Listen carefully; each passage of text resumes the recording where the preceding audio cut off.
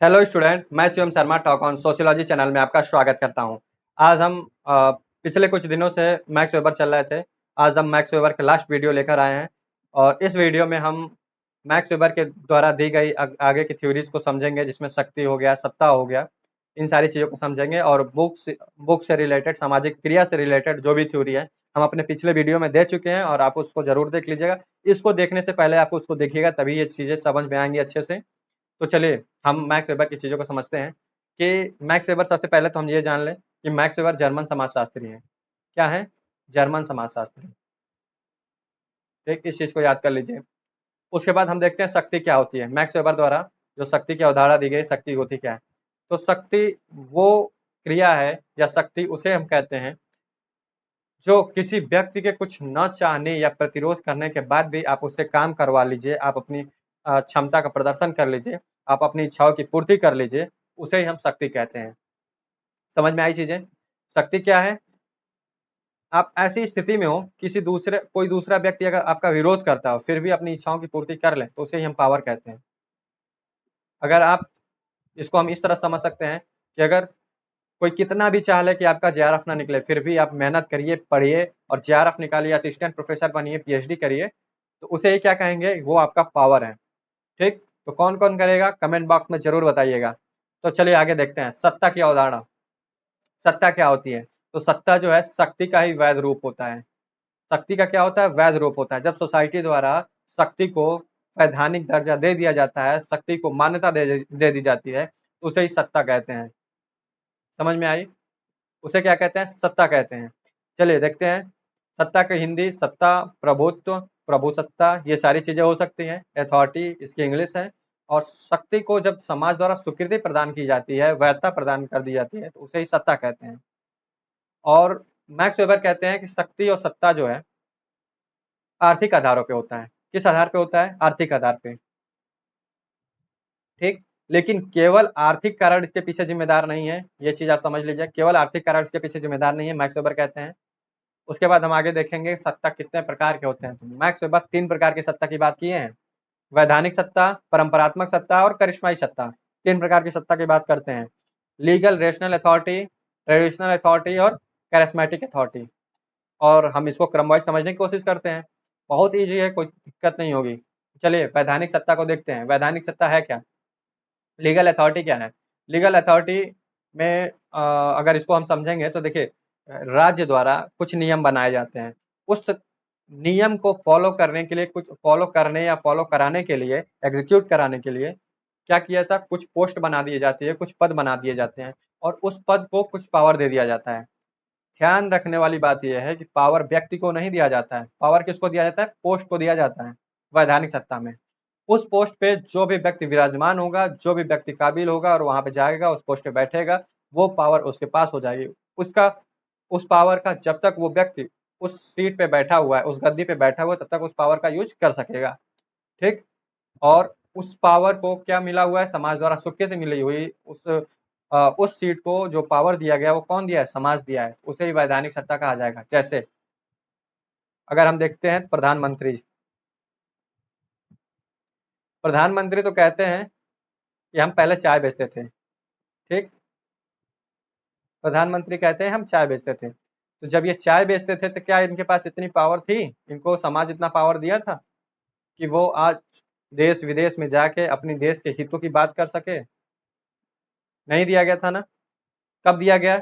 जब वो पीएम के पोस्ट पे बैठे। जब वो पीएम के पोस्ट पे बैठे तो उनको ये पावर मिल गया अपने आप। अगर कल को इस पोस्ट पे राहुल गांधी बैठते हैं या सत्ता का कोई अन्य व्यक्ति बैठता है, विपक्ष का कोई अन्य व्यक्ति बैठता है, तो ये पावर उसके हाथ में होगी। जब चुनाव अगर प्रधानमंत्री या बीजेपी पार्टी हार जाती है, तो ये क्या होगा? पावर उसके हाथ से छीन ली जाएगी। ये पावर सीमित होती है। आपको एक सीमित एरिया दिया जाता है वैधानिक सत्ता में कि आप उस सीमित एरिया के अंदर ही काम कर सकते हैं। समझ में आया? अगर कोई पुलिस अफसर है तो वो जज का काम नहीं कर सकता, वो निर्णय नहीं दे सकता, किसी भी चीज के लिए वो निर्णय नहीं दे सकता। जज क्या है? अपराधी को पकड़ने नहीं जाएगा, वो क्या करेगा? निर्णय देगा, गलत सही का फैसला करेगा। समझ में आया? वकील क्या करेंगे? तर्क करेंगे, वो जज की तरफ फैसला सुनाने का काम नहीं करेंगे। तो इसे क्या कहते हैं? वैधानिक सत्ता कहते हैं। चीज़ें समझ में आ गई होंगी आपको। अब हम देखते हैं परंपरागत सत्ता, ट्रेडिशनल सत्ता क्या होता है, ट्रेडिशनल पावर क्या होता है। तो देखिए, जहाँ वैधानिक सत्ता में पावर किसके पास होती थी, तो वैधानिक सत्ता में पोस्ट के पास पावर होती थी। किसके पास होती थी? उस पोस्ट में, उस सीट में, उस पद में पावर होता था। ठीक? वहीं ये पावर किसके पास होती है? तो ये पावर मैन के पास होती है। परंपरागत सत्ता में किसी एक व्यक्ति के हाथ में पावर होता है और वो पावर परंपरा के आधार पे होता है। जैसे अगर आप देखेंगे तो पुराने समय में गांव में पंच होते थे। ठीक? प्रधान नहीं, पंच होते थे। पंच कौन होता था? गांव के जो वरिष्ठ व्यक्ति होते थे, जो गांव में प्रभुत्व रखते थे, जो आर्थिक रूप से या सामाजिक रूप से या एज में बड़े होने के नाते समाज में प्रभुत्व रखते थे। ठीक? उनको क्या किया जाता था? उस गांव के सभी निर्णय के लिए एक वैधानिक रूप मान लिया जाता था कि कोई भी काम हो, कोई भी जो है निर्णय देना होगा तो ये देंगे। तो होता क्या था? आप वो सुनेंगे पंच, ठीक? 5 जो है पंच होते थे वहाँ पे, महापंच या 5 पंच होते थे। तो वो क्या करते थे? उस गाँव में जो भी क्रियाकलाप होती थी, उस पे नज़र रखते थे, जो भी अपराध होता था, उस पे दंड देते थे। तो ये किसके आधार पे हो जाती थी? ये परंपरा के आधार पे हो जाती थी। आप अगर देखेंगे तो हर गाँव में किसी न किसी ब्राह्मण, क्षत्रिय या जो भी हो ओबीसी, किसी न किसी का प्रभुत्व होता है। जब अगर पुराने समय में आप जाके देखिए तो ब्राह्मण और क्षत्रिय, ये 2 वर्ग ऐसे रहे हैं जो हर गाँव में प्रभुत्व रखते थे और इनको जो है सर्वे सर्वा माना जाता था, क्योंकि ये आर्थिक रूप से बहुत मजबूत होते थे। तो गाँव में सर्वे सर्वा, जब भी गाँव में कोई किसी को कोई ज़रूरत पड़ती थी तो इनके पास जाते थे, या कोई अपराध होता था तो भी इनके पास जाते थे। इनके द्वारा बनाई गई नियम कानून या इनके द्वारा बताए गए तरीकों पे लोग अमल करते थे और चलते थे। तो ये सत्ता किसके द्वारा हो गई? मैन के द्वारा हो गई, जिसे परंपरागत सत्ता कहते हैं। अब करिश्माई सत्ता, ये भी मैन के हाथ में होता है। ध्यान रखिएगा, ये भी क्या होता है? आदमी के हाथ में होता है परंपरागत सत्ता। करिश्माई सत्ता का मतलब ये हो गया कि आपके अंदर ऐसे एक गुण है, जिस गुण को देखकर लोग आपसे प्रभावित होते हैं। जिस गुण से आप लोगों से अपनी मनचाहे काम को पूरा करा सकते हैं, उसे करिश्माई सत्ता कहते हैं। जैसे आप अगर जादू करते हैं, अगर आप क्या करते हैं? मैजिक करते हैं, तो वो मैजिक आपका क्या हो गया? करिश्माई सत्ता हो गया। समझ में आया? आप म्यूजिशियन हैं, लोगों को मंत्रमुग्ध कर देते हैं, लोग आपके लिए हर चीज़ करने को तैयार हो जाते हैं। आप आर्टिस्ट हैं, तो ये सारी चीज़ें आपका कला है, आपका करिश्माई सत्ता हो गया, जिससे आप प्रभुत्व रखते हैं समाज में। आई थिंक चीज़ें आपको समझ में आ गई होंगी, वैधानिक सत्ता, परंपरागत सत्ता, करिश्माई सत्ता को लेकर। अब हम आगे बढ़ते हैं, नौकरशाही को देखते हैं, ब्यूरोक्रेसी। अ, ब्यूरोक्रेसी के बारे में जो है कि मैक्स वेबर बताते हैं, और इसका जो है कुछ विशेषताओं को बताते हुए बताते हैं कि ब्यूरोक्रेसी में हायरार्की होती है। सबसे पहली चीज़ क्या होती है? हायरार्की होती है। हायरार्की होने के बाद इसमें काम करने की एक विधि होती है, एक प्रणाली होती है।